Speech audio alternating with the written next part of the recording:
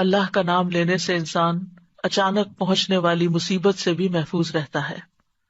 عثمان بن عفان کہتے ہیں، میں نے رسول اللہ صلی اللہ علیہ وسلم سے سنا، آپ فرماتے تھے، جس نے شام کو 3 بار یہ دعا پڑھ لی اسے صبح تک کوئی اچانک مصیبت نہیں آئے گی، کوئی اچانک مصیبت نہیں آئے گی۔ یعنی اس کا مطلب نہیں کہ دوسری آ جائے گی، یعنی ایک دم کسی قسم کی پریشانی اس کو لاحق نہیں ہوگی۔ اور وہ دعا ہے، بسم اللہ الذی لا یضر مع اسمہ شیء فی الارض ولا فی السماء وہو السمیع العلیم۔ اللہ کے نام سے، وہ ذات کہ اس کے نام سے کوئی چیز زمین میں ہو یا آسمان میں نقصان نہیں دے سکتی، اور وہ خوب سنتا ہے اور خوب جانتا ہے۔ اور جس نے صبح کے وقت یہ دعا پڑھ لی اسے شام تک کوئی اچانک مصیبت نہیں آئے گی، اور جب شام کو کوئی پڑھ لے تو صبح تک اس کو پریشانی نہیں ہوگی۔ اسی طرح اگر انسان بسم اللہ نہیں پڑھتا تو یاد رکھیے کہ بسم اللہ نہ پڑھنے کا نقصان یہ ہے، ابن عباس کہتے ہیں کہ ابلیس نے اللہ تعالیٰ سے کہا کہ تو نے اپنی ساری مخلوق کا رزق واضح کر دیا ہے، میرا رزق کس میں ہے؟ تو اللہ تعالیٰ نے فرمایا، ہر اس چیز میں جس پر میرا نام نہ لیا جائے۔ تو گویا جس چیز پر ہم اللہ کا نام نہیں لیتے وہ رزق پھر شیطان کے حصے میں چلا جاتا ہے، گویا ہم اپنے دشمن ہی کو فیڈ کرتے ہیں۔ قیامت کے دن بھی اللہ کے نام سے وزنی کوئی چیز نہ ہوگی۔ پھر اسی طرح یعنی اس دعا کے پڑھنے کے مواقع کون کون سے ہیں؟ نمبر 1، ہر کام شروع کرنے سے پہلے، تاکہ اس میں برکت اور مدد حاصل ہو، اس کے اندر قبولیت ہو، ہمیں اخلاص نصیب ہو۔ پھر خاص طور پر کھانا کھانے سے پہلے حضرت عائشہ کہتی ہیں کہ رسول اللہ صلی اللہ علیہ وسلم نے فرمایا، جب تم میں سے کوئی کھانا کھانے لگے تو چاہیے کہ اللہ تعالیٰ کا نام لے، پھر اگر شروع میں اللہ تعالیٰ کا نام لینا بھول جائے تو چاہیے کہ یوں کہے، بسم اللہ اولہ و آخرہ، اللہ کے نام سے اس کھانے کے شروع میں اور آخر میں بھی۔ پھر اسی طرح لباس اتارتے وقت بسم اللہ پڑھنی چاہیے۔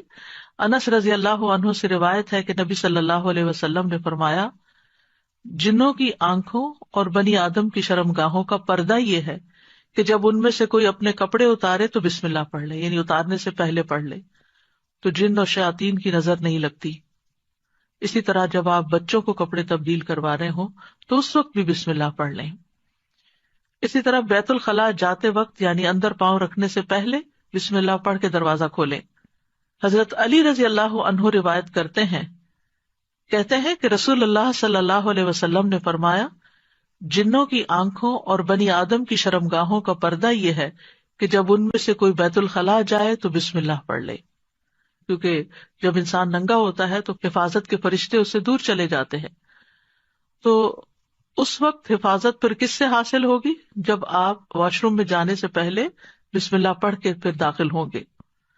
اسی طرح وضو سے پہلے ابو ہریرہ کہتے ہیں کہ رسول اللہ صلی اللہ علیہ وسلم نے فرمایا، لا صلاۃ لمن لا وضوء لہ ولا وضوء لمن لم یذکر اسم اللہ تعالی علیہ، کہ جس کا وضو نہیں اس کی نماز نہیں، اور جو شخص وضو کے شروع میں اللہ تعالیٰ کا نام نہ لے اس کا وضو نہیں۔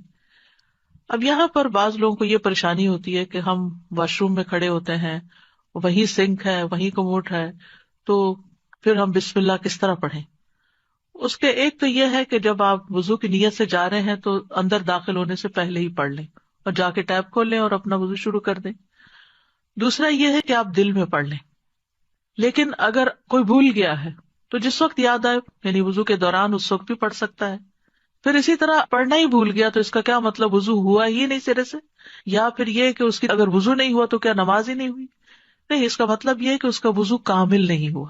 یہاں علماء نے اس کا مطلب یہ کیا ہے کہ اس کے وضو میں نقص رہ گیا، وضو ہو جائے گا، نماز ہو جائے گی، لیکن وہ جو برکت حاصل ہونی تھی یا زیادہ ثواب ملنا تھا اس سے انسان محروم ہو جاتا ہے۔ پھر اسی طرح یہ ہے کہ قرآن مجید کی قرأت سے پہلے بسم اللہ پڑھنی چاہیے۔